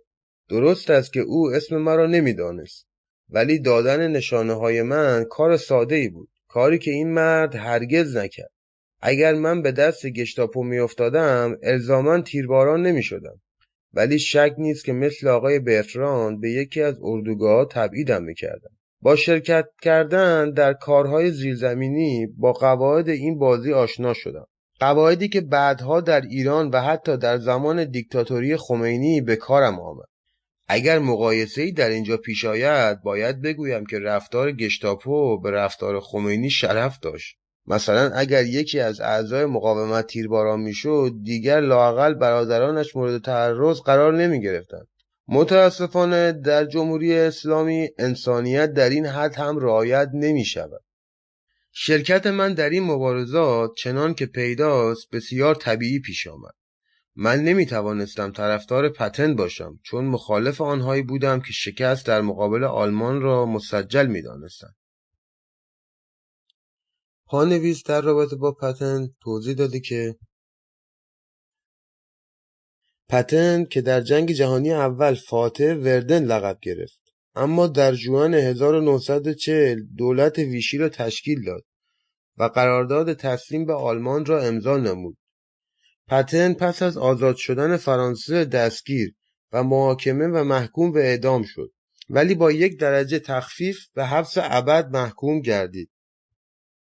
برمیگردیم به متن. با این همه اعتقاد راسخ دارم که نمیتوان پتن را خائن خواند. قصد او نجات چیزهایی بود که نجاتشان میسر بود. قضاوت درباره او مشکل است. قضاوت شخص من مطلقاً در ارتباط با اعتقادات سیاسی نیست، بلکه قضاوت مردی است که می‌کوشد با سنجیدگی رفتار مرد دیگر را دریابد. به علاوه فکر می‌کند کسی که سنش از 80 متجاوز است نمی‌بایست به فکر ابداع قانون اساسی جدید برای مملکتش بیفتد. یکی از همسایه‌های خانه خیابان آسونپیسیون من، خانم مارتون نامی، درباره مارشال میگفت پتن پیر نیست، پیر سالخورده ای است. خود خانم مارتون در آن زمان 75 سال داشت. در اواخر جنگ فعالیت‌های نهضت مقاومت در سن نیکولادوپول ابعاد غیرقابل تصور پیدا کرده بود. یکی از روزهایی که از سن بریو پس از 80 کیلومتر پیاده روی به خانه برمیگشتم، حادثه‌ای برایم پیش آمد که تصور کردم عمرم به سر آمده است.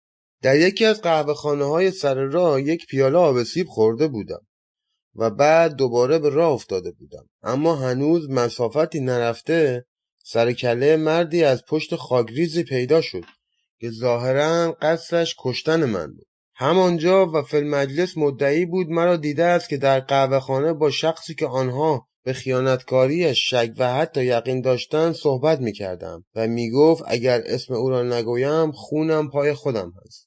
نه با کسی حرفی زده بودم و نه حتی از گوشه چشم نگاهی به طرف یکی از زیبارویان اهل بروتنی انداخته بودم و هیچ نمیدانستم چگونه میتوانم خود را از این مخمسه خلاص کنم. خوشبختانه در همان لحظه یکی دیگر از رفقای او که از این پهلوان پنبه مسن‌تر بود از میان بوته ها بیرون آمد و دستور داد بیا جلو. استنطاق بی پایان بود. ناگزیر به همه سوالها جواب دادم.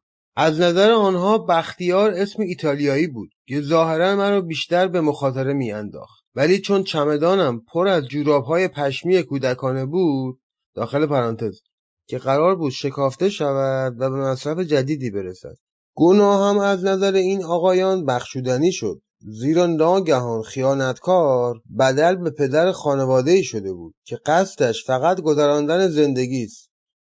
وقتی این نتیجه حاصل شد توانستیم در محیطی آرامتر با هم حرف بزنیم و من تازه متوجه شدم که برخلاف تصور قبلیم کسانی که به من حمله کردند از چریک‌های ویشی نیستند، بلکه از افراد نهضت مقاومتند. بنابراین از چنگ گشتاپو خلاص نشده چیزی نمانده بود به ضرب گلوله همرزمان از پادرهایم. بسیار خوب، راه بیافت برو. اگر یکی از کسان ما جلویت را گرفت بگو محصول 43. یعنی چه؟ اسم شب. این اسم شب برای همیشه در ذهنم حک شد. گاه در لحظه مشکل زندگی برایم پیش آمده که برای رساندن فکرهای تیره زیر لب با خود بگویم محصول 43. قسمت اول، پیوند با ریژا، بخش 4. فنجانی قهوه با پل والری. کم کم وقت آن رسیده بود که فرانسه را ترک کنم. این ملک را با آرامشی بازیافته ترک می کردم. مختصری از روح آن را با خود همراه می بردم، یعنی شعر و ادبی که مرا به چنان شوقی آورده بود که هنوز هم در من زنده است. اولین محرک من در برخورد با این زبان آناتول فرانس بود. در بیروت طبق توصیه یکی از استادان کتاب جنایات سیلوستر بونار رو خریدم. 16 سالگی خود را در آن مرد پیر سوفسطایی باز شناختم. احساس کردم که در من همچون او طنز و وقار که لازمه اعتقادات عمیق است توامان وجود دارد. بعدها همین ترکیب را نزد والری هم یافتم. از آن پس به خواندن آثار آناتول فرانس ادامه دادم. 25 مجلد از کارهای او در قطع وزیری و چاپ کلمان لوی در کتابخانه‌ام وجود داشت که از خانه‌ام به یغما رفت. با بروکسون در سال 1940 ملاقات کردم. با هم همسایه بودیم. او در بولوار بوسژور خانه داشت. روزی به او تلفن کردم و گفتم دانشجوی ایرانی هستم که برای آثار او تحسین فراوان دارم و تقاضا کردم که اگر برایش ممکن است مرا ربع ساعتی به حضور بپذیرد. مرا در یک اتاق پذیرایی بزرگ پذیرفت بر صندلی راحتی نشسته بود و پتوی چارخانه روی زانوهایش پهن بود.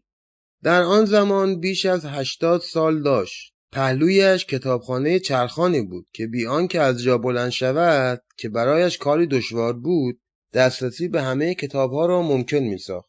در کنار دستش نیز میز کوچکی قرار داشت. من جذب عمق چشمهایش شدم که به رنگ آبی تیره بود. سری بزرگ داشت و بدنش از بیماری روماتیسم نحیف شده بود. وقتی با کسی حرف می‌زد به نظر می‌آمد که ورای حواس پنجگانه رابطه مستقیم با ذهن مخاطب ایجاد می‌کند. دلیل تقاضای من برای دیدارش تضادی بود که تصور می‌کردم در تحول خلاق او یافتم. پس از سپری شدن ربع ساعت وقتی که به من داده بود، عازم رفتن شدم، ولی او مرا از رفتن باز داشت و درباره علایق دیگر من سوای فلسفه سوال کرد. من به حقوق و شعر اشاره کردم. گفت روزی که موفق شوید از فلسفه به شعر، از شعر به فلسفه و حتی به حقوق و اخلاق برسید، آن روز صاحب فرهنگ خواهید بود. در این فاصله در فکر باشید که راههای درست را انتخاب کنید.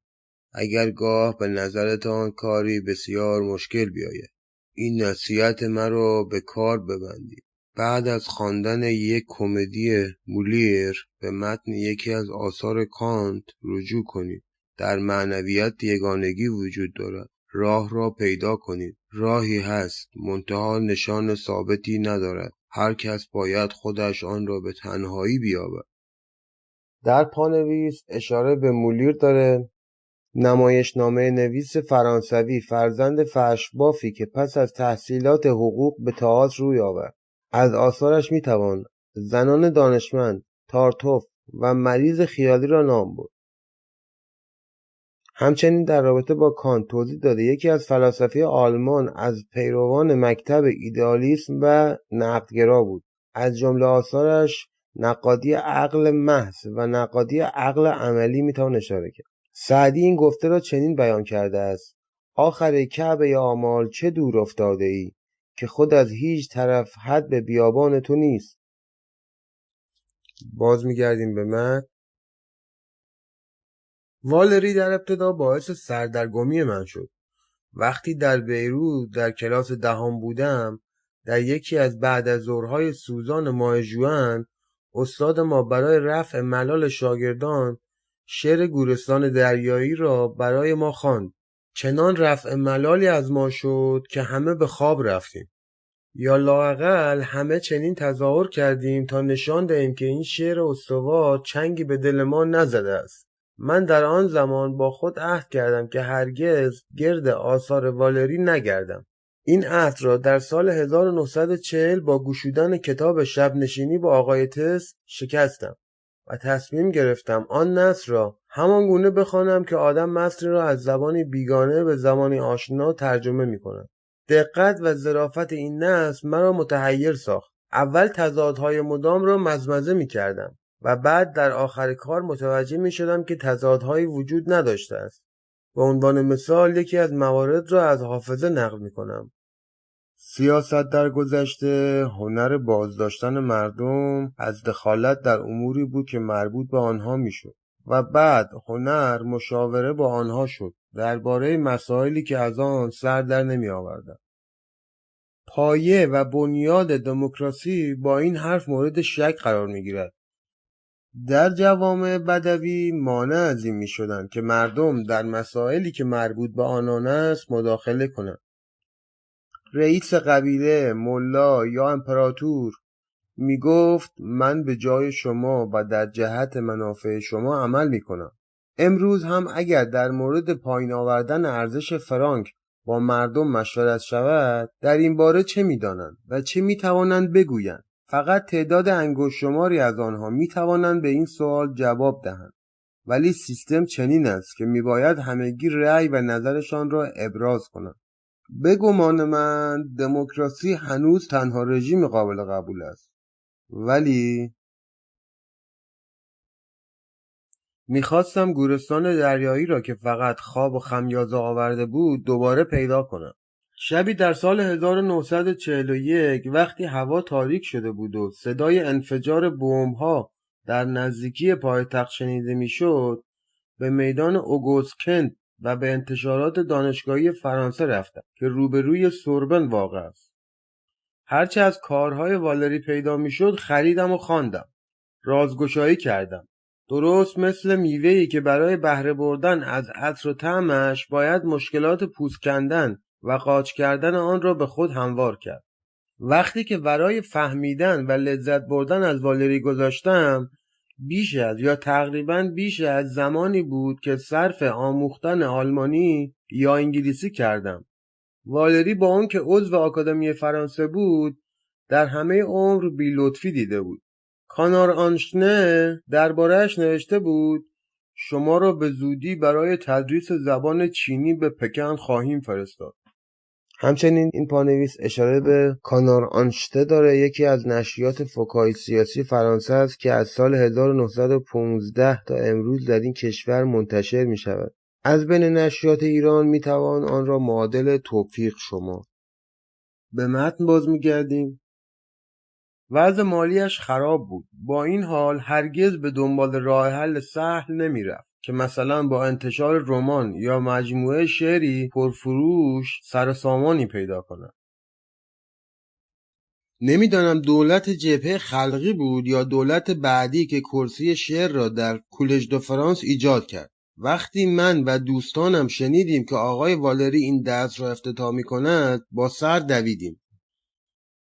پانویس اینجا در رابطه با جبهه خلقی توضیح داده که جبهه خلقی این نام به پیروی از فرنت پوپولار اسپانیا به ائتلاف احزاب چپ فرانسه در سال 1936 داده شد. این ائتلاف میان حزب کمونیست به رهبری موریس تورز، بخش فرانسوی بین‌المللی کارگری به رهبری لئون بلوم، اتحاد سوسیالیست‌های جمهوری‌خواه به رهبری رامادیه و حزب رادیکال به رهبری دالاپ به وجود آمد و پس از کسب موفقیت انتخاباتی و تشکیل کابینه ائتلافی دست به یک رشته اصلاحات اقتصادی زد، اما به واسطه بحران حاکم و اختلافات بین احزاب مختلف ناموفق بود و کابینه سقوط کرد. همچنین پانویس به کولژ دو فرانس اشاره کرده که کولژ دو فرانس یکی از قدیمی ترین مؤسسات آموزشی فرانسه است که در سال 1530 توسط فرانسای اول پایه‌گذاری شد. استادان 50 کرسی این مؤسسه توسط دولت انتخاب می شدند. از معروفترین آنها می توان به برکسون، شامپولیون و کولید برنارد را نام برد. برمیگردیم به متن. محفل باغ وحش کاملی بود. مخلوطی از دوشس، کنتس و اشراف و اعیان، کاسبکار و راننده و دانشجو و غیره. ما همه در بالای آمفی‌تئاتر ایستاده بودیم. من برای اولین بار شاعر را از نزدیک می دیدم. حدود 66 سال داشت، ولی به نظر ما شکسته تر می آمد. مرد کوچک اندامی بود با موهای نقره‌ای که فرقی در وسط داشت و سیبیلی سفید و پرپشت. من اولین جمله اش را کم و بیش در خاطر دارم. خانم ها، آقایان، اولین کوشش من در این راه خواهد بود که تا جای ممکن مدعیان علاقه به شعر و شاعری را از سر راهم دور کنم تا به خود شعر و شاعری برسم. به عبارت دیگر لطفاً تشریفتان را ببرید. به نظر ما رسید که او از معلمی سررشته ندارد. در پایان درس من همراه دوستی به نام شارر که خود شاعر و نقاش بود جلو رفتیم تا از نزدیک ببینیم والری چگونه آدمی است. این مردی که از دور خشک و سخت و دور از دسترس به نظر می رسید با ما در نهایت سادگی و بی تکلفی برخورد کرد. ما او را در مترو تا خانه‌اش همراهی کردیم. بی تردید حرف زدن او نه به نحوه صحبت کردن شارر شبیه بود و نه به طرز گفتار من. از به کار بردن لغات و اصطلاحات عامیانه مطلقاً ابایی نداشت. پس از این دیدار والری چندین بار به خانه من آمد. در آن زمان من می توانستم توسط دوستی قهوه برای خودم تهیه کنم که در زمان اشغال فرانسه یکی از مواد غذایی کمیاب بود. والری می آمد و قهوه را با لذتی آشکارا می نوشید. روزی نظرش را درباره آندره ژید پرسیدم، چون می‌دانستم که آنها در سنین 20 سالگی یکدیگر را شناختند و حدود 50 سال خاطرات مشترک با هم دارند. والری به من گفت من برای ژید تحسین بسیار دارم، ولی او جنبه‌های زننده هم دارد. ژید نظرش را درباره والری با خویشتن‌داری کمتری بیان کرده است. گفته است هوش او مرا خرد می کند، بر من چیره می شود. وقتی با هم به گفتگو می نشینیم من دیگر وجود ندارم. گویی سخنانش حلقم را می فشرد و من چون گنجشک پرشکسته‌ای بال و پر می زنم. پانویس در رابطه با ژید توضیح داده که نویسنده فرانسوی که در سال 1947 موفق به رو بودن جایزه نوبل شد، از آثار او مائده‌های زمینی، سکه سازان قلب و بازگشت از شوروی را میتوان اشاره نمود. برمیگردیم به متن. من همه آن نویسندگان 40 سال پیش را که نوشتن میدانستند بسیار دوست داشتم. موریاک که از بهترین هاست، روژه مارتن دوگار که از بزرگان و موراس که از غول‌های ادب است. داخل پرانتز حتی اگر آدم با نظراتش موافق نباشد. بعد ساتر، کامو، اما در لحظات سخت زندگی، در مواقعی که میخواهم خود را از شر فکر خمینی یا دیگر وقایع نامطبوع برهانم، به والری پناه میبرم.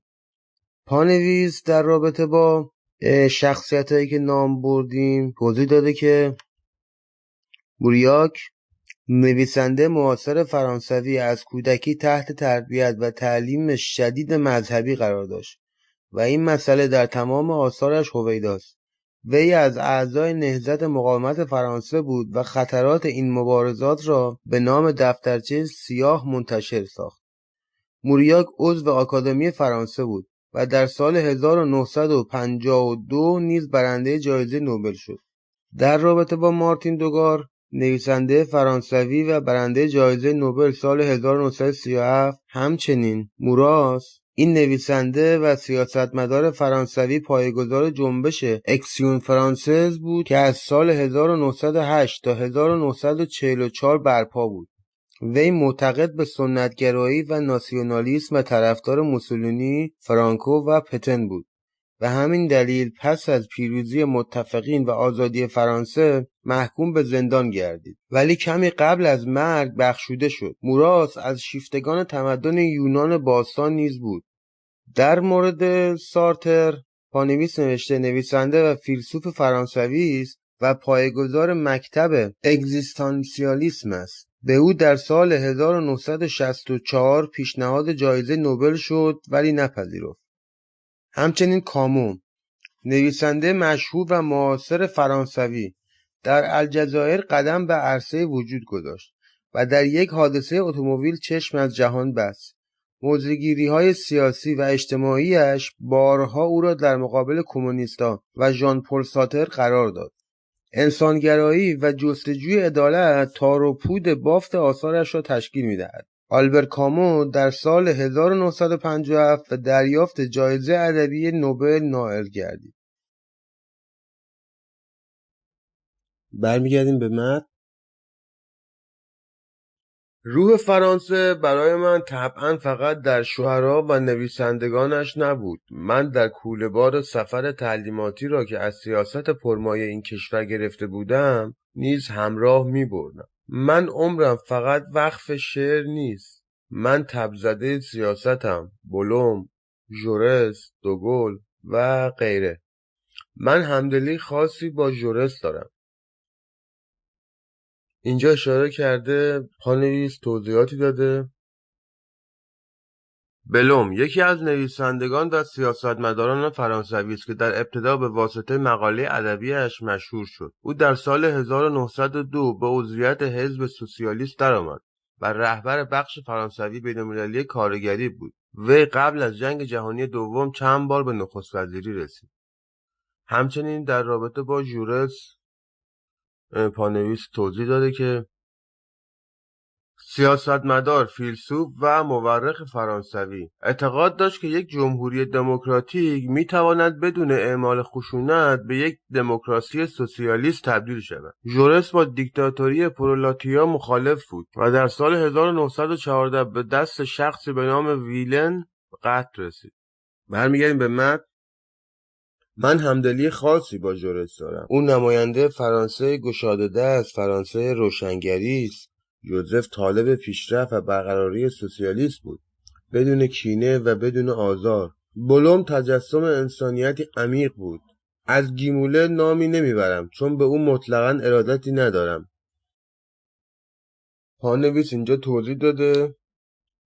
گیموله سیاستمدار فرانسوی که در نهضت مقاومت فرانسه فعالیت داشت و در سال 1945 به وکالت رسید و در کابینه‌های مختلف جمهوری چهارم وزیر بود. وی در سال 1956 به نخست وزیری رسید و پس از روی کار آمدن دوباره دوگل یکی از اعضای کابینه او بود. ادامه من. بلوم نجیب زاده‌ای بود بسیار ممتاز. دوست ژیت، موریاک و والری. برای من او تصور کاملی از انسان است. این مرد شریف سر تا پا ظرافت بود. با روحیه صلح‌طلبانه‌اش درست نقطه مقابل ژورس مبارزه‌جو بود که خلق و خوی اهالی لانگدوک را داشت.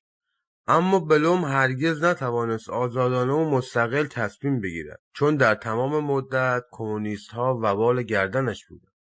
من متاسفم که ناگزیر بگویم از کمونیست‌های فرانسه تنگمایه‌تر در دنیا نیست مگر کمونیست‌های ایران.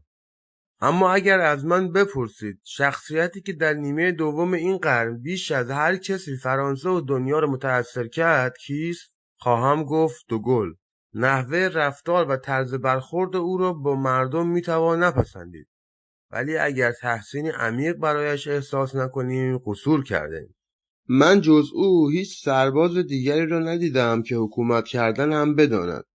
گاه به نظر می رسد این مرد که اراده و هوشی استثنایی داشت از قوه پیشگویی هم بهره‌مند است.